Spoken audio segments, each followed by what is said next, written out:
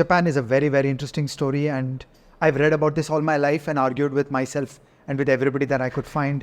There is no question that the early decades of MITI is the industry ministry of Japan. There's no question that the early decades of the MITI were quite a success.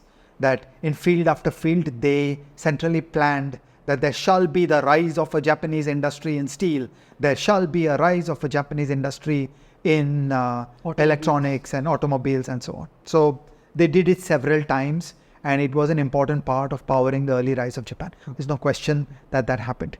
So we should wonder that what worked, why did it work, does it scale? I mean, give me a second. Right? You're saying there's no question that it worked, but I have come across narratives that do question it worked, right? Like Soichiro Honda, no less than him, right?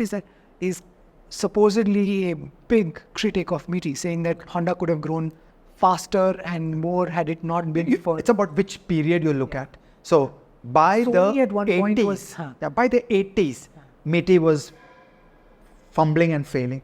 But I'm discussing 50s, 60s, 70s.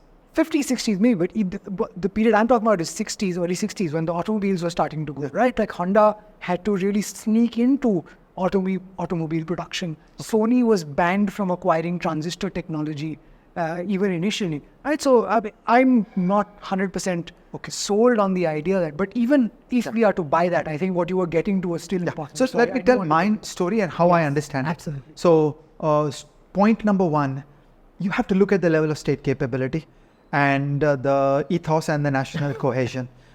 Japan got to the Meiji Restoration in 1869, and from that point onwards, they had begun on a determined journey of rising up to the levels of the advanced economies. Okay, all of us famously know the stories that in 1869, they sent boatloads of young people from Japan to go study the world. And they brought back scientific knowledge, they brought back institutional knowledge. I think there were debates in Japan that should we take British law or French law or German law, and they decided Germany is the most advanced country in the world, so we're going to take German style law. Okay, things like that. They systematically took the knowledge from the European frontier and they said we're going to reinvent the country like this. Everybody likes to point to the milestone of 1905. In 1905, Japan won a war against Tsarist Russia, where Tsarist Russia was halfway there to accessing the knowledge and institutional capabilities of the West. So Russia has never been up at the level of the capabilities of Germany and France and the UK, but it was a semi-Western nation. So, it was not like Japan invading Korea or China or Formosa, where they would face lower levels of capability.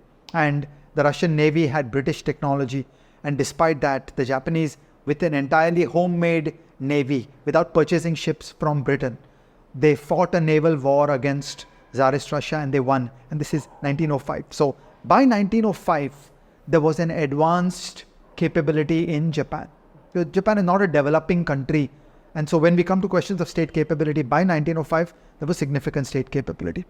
Then we get to the Second World War, and there was an amazing Japanese process of truth and reconciliation, of understanding and accepting the guilt of what Japan did in the Second World War. And then coming out of that, it is all too easy for a nationalist to whip up hatred against the Americans, saying that the Americans used atom bombs at Hiroshima and Nagasaki, and the Americans ran a colonial occupation of Japan, and the Americans imposed a constitution on Japan. All of which are true things. All of which are true. Okay? And yet, in Japan after the Second World War, there was a very humble recognition that we screwed up big time and we were wrong. And, the burden is on us to rebuild this country and to make it good. So there was a very high level of national morale and a sense of guilt that, we got to do this right. And that's the context in which you see the working of the bureaucracy of Japan in the 50s, 60s, 70s, that they were really recruiting the best people in the country, and they already had high state capability for generations. Because in 1905, they were able to win a naval war against Russia, which is not a small matter. For generations, they had very high levels of bureaucratic capability. I remember when I read about the Second World War, the Americans were shocked after the war at the level of industrial capability and the sheer output of planes and ships that they found in Japan during the Second World War.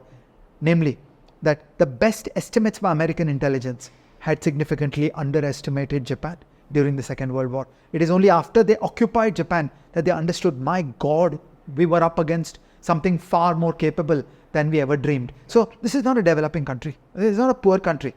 And this is a country which was rising out of the ashes of the Second World War with a deep sense of guilt and the need to show the world and themselves that, actually there's something great inside us and we can do this right. In those situations, there were some wins by the Japanese MITI. Okay? But you have to see the particular circumstances. And also, then there's a cherry picking problem. So in the 80s, MITI famously went after the semiconductor industry and came to naught.